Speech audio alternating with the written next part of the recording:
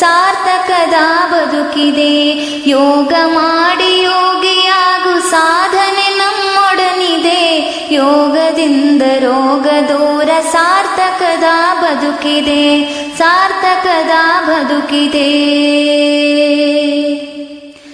ದೇಹವಿದು ಭೂಮಿಯಂತೆ ಪಂಚಭೂತ ಸೃಷ್ಟಿಯೋ, ದೇಹವಿದು ಭೂಮಿಯಂತೆ ಪಂಚಭೂತ ಸೃಷ್ಟಿಯೋ.